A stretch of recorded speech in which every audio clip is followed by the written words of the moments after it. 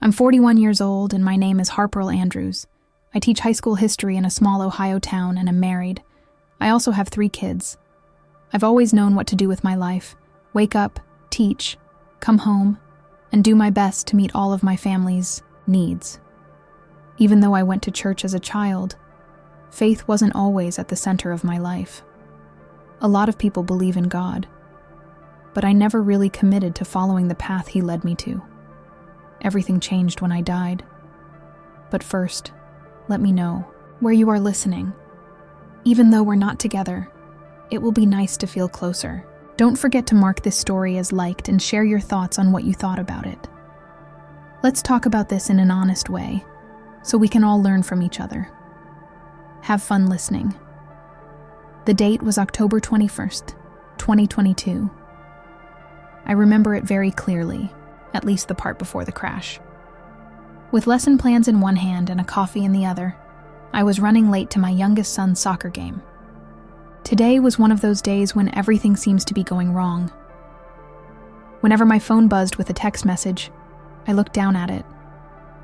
The very next thing I knew, I heard the loud grinding of tires and then a loud crash. When I lost control of my car on a wet patch of road, it hit a passing truck. The effect was terrible. The world turned into a mess, and then there was nothing. It wasn't in the hospital when I woke up, or at least when I became aware again. The light was the first thing I saw. It wasn't bright or harsh. It was soft and all-encompassing. It was warm in a way that I can't fully put into words. It felt like it was alive. I was more aware than usual, and the pain from the crash was gone. Every sound, sight, and feeling was clear and calm at the same time. I knew I wasn't in my broken, hurt body when I looked down at myself. I was dressed in a long white robe, and my hands didn't have any scars, warts, or other flaws. It felt like I had crossed over into another world. There I was, taking it all in, when I saw a person walk toward me. There was a light coming from him that was so strong it made me fall to my knees. I knew right away who he was. I didn't need to ask. It was Christ. He told Harper, "You've come home." As I knelt in front of him, tears ran down my face. "Am I dead?" My voice was shaking as I asked. He responded in a soft voice, "You are here because it is not yet your time. But I have a lot to show you before you come back." Jesus put out his hand, and as I gently clasped it, I felt a rush of peace that I can't describe. Within me, all of my stress, fear, and sadness seemed to disappear in an instant. I felt smoother and lighter than ever before, like I was being carried by a stream of divine grace. I felt a sense of safety and connection, like I had never felt before. It was both overwhelming and deeply soothing. With a quiet, unspoken order, Jesus led me through what seemed like an endless, empty space. A vast area full of colors that humans can't even imagine. I couldn't put a name on some of the colors, and the air was full of sounds that came from everywhere and nowhere at the same time. There was a kind of unity in the air that left me speechless. It seemed like the world was alive and singing about how great its creator is. As if a choir of angels were singing, the sounds echoed through my body and spoke directly to my heart, something I felt deep inside my soul, wrapping me in love and light. It wasn't just a sound I heard. "Why am I here?" I asked. But my voice was hard to hear over all the beauty around us. I saw Jesus look at me. He told them, "You're here to understand. You haven't been seeing the whole picture of your life. You need to take back with you some facts about people and about the world I made." As we walked through this bright area, he started to show me scenes from the Bible. It felt like I was going back in time. The pictures were so clear and real that they were unlike any other pictures I had seen before. It was like I was there, seeing history for real. It was more than just watching. I could feel the people's feelings and battles. The Table of Nations in Genesis 10 was where we stopped. We saw a huge paper with old writing on it, and Jesus pointed to a part of it with a serious look on his face. He said, "This is where everything starts." When I really looked, the names of Noah's sons, Shem, Ham, and Japheth, showed up, and each one was filled with meaning. Jesus said that this is where the story of people starts, after the flood, when the sons of Noah repopulated the earth. Their children and grandchildren would go on to make countries, and their impact would be felt throughout history. Jesus started to talk about the people who came after Noah's 3 sons, Shem, Ham, and Japheth. "Harper," he told her, "these 3 are where people came from after the flood. And Japheth's bloodline is very important to the world you see today." His words made the names written in an old-style shimmer and change into pictures of places and people from long ago. He went on to say that Japheth's ancestors lived in the area you now call Europe. Magog was the ancestor of the Slavic peoples who live in Russia, Ukraine, and other places. The Medes are an Aryan group that lived in Iran. They are descended from Madai. They came from Javan and from Tyrus. They came from Italy and Rome. I could see it all happening in front of me. Huge landscapes full of people from ancient cultures going about their daily lives and speaking languages I didn't understand, but felt like I knew. The names of these old people, Magog, Madai, Javan, Tubal, Meshach, and Tiras, took on new meanings for me as I thought about how their actions and decisions affected many people. There was one name that Jesus pointed out, Ashkenaz. He said that Ashkenaz is the father of all Germanic people. The groups that would become Germany and other northern European countries got their start with him. People who are part of my chosen people still know the name Ashkenazi. I was amazed as the children and grandchildren of Ashkenaz came into view. Their history would continue to shape the world in ways I could never have dreamed. They were a proud and honorable people. But even though I was amazed by what I was seeing, I felt very sad because I knew that these nations, like all nations, could be destroyed by the destructive forces of hate and separation. As the picture of ancient history kept playing out in front of my eyes, Jesus showed me something I didn't expect. "Harper," he said, "the fact that people are so different is not a coincidence. Every family, every country, has a part of my unique plan. But do you know what links them all?" The gravity of what he was showing me made me shake my head. The names, places, and stories all seemed so big and hard to understand. How could I possibly understand what the real point of it all was? As Jesus spoke, his words were simple, but they had a power that shook my soul. The world is split into groups based on race, society, and language. But I see them all as one. But people have become very far from this truth, making divides where none were supposed to exist.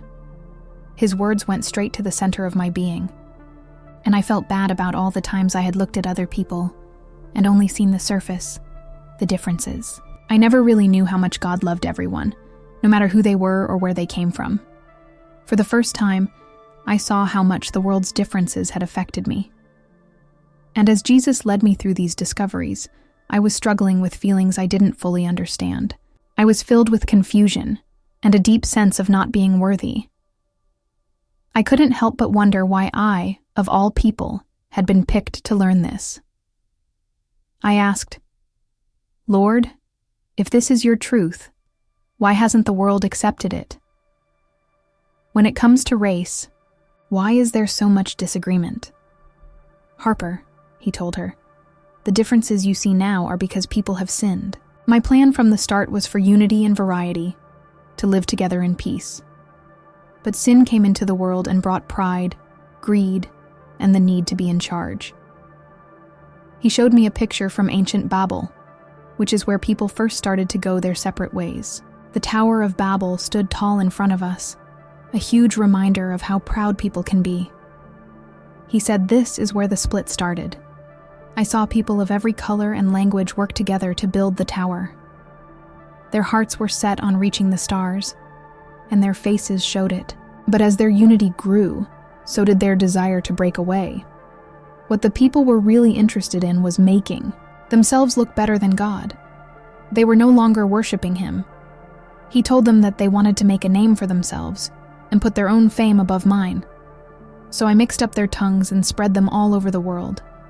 It was both a punishment and a kindness, because if they had stayed together in sin, it would have ended badly for them. As the scene changed, I saw that Noah's sons' families had spread out to live in different places. Japheth's children moved to Europe, Ham's children to Africa, and Shem's children to the Middle East. Jesus said, "Everyone in every group has the potential to be great because my image is in everyone." They didn't celebrate their differences, though. Instead, they used them to hurt each other and keep each other apart. Jesus then told the people who were descended from Japheth about their trip.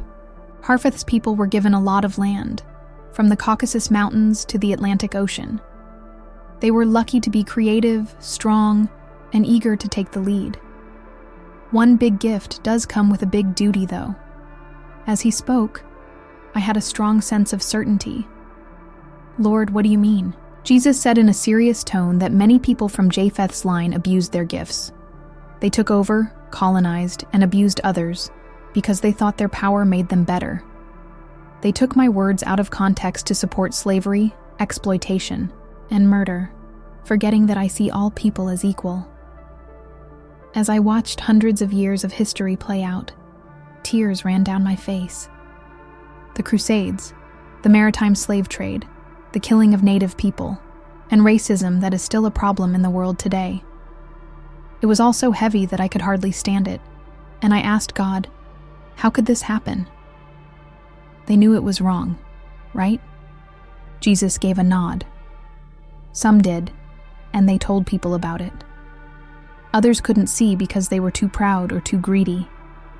"Harper, my kindness is bigger than their sins. People who have done terrible things can still turn around and be saved."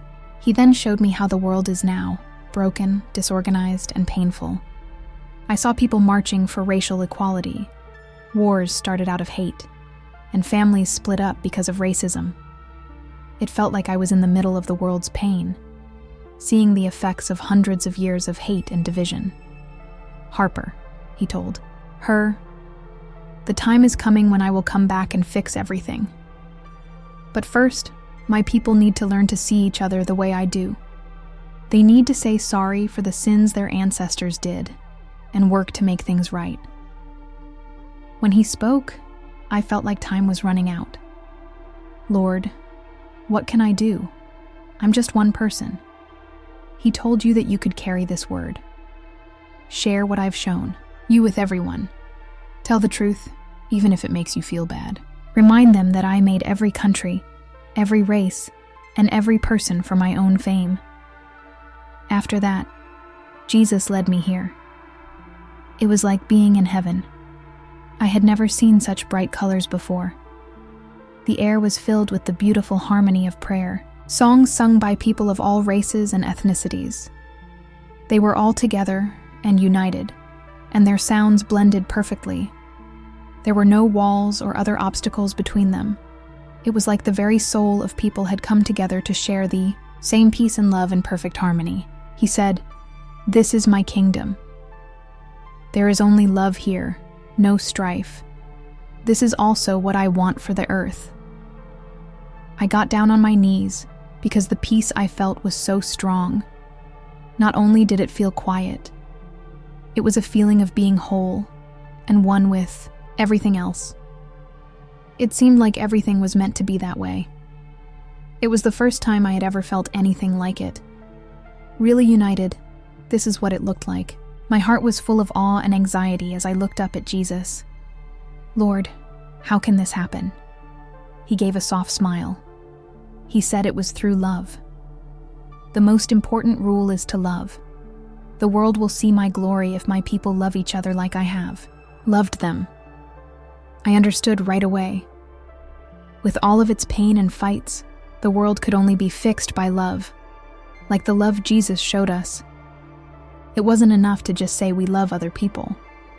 We chose to love each other, treat each other as equals, and put the wants of others ahead of our own. The picture I saw, this unity, wasn't about getting rid of differences. In spite of their differences, they were celebrated, and people were told to love each other. When people really loved like Jesus did, the walls would come down, whether they were racial, national, or something else. This was his wish for the world and for people. His desire was for us to be brought together by the love that binds us, all, not by the things that make us different. The picture started to fade, and I felt like I was being pulled back to my body.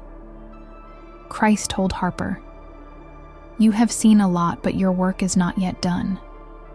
Tell other people what I've shown you. Inside the dark, be a light." I was very emotional when I woke up in the hospital. The doctors didn't understand how I had lived through the crash, but I knew the truth. There was a reason why I was given a second chance. My life has been totally different ever since that day. I gave my story and talked about love, unity, and repentance. People might not like the word Jesus gave me, but I know it's what the world needs to hear. I know that love is the way to heal, and I'm determined to be a light in the world no matter how dark it seems.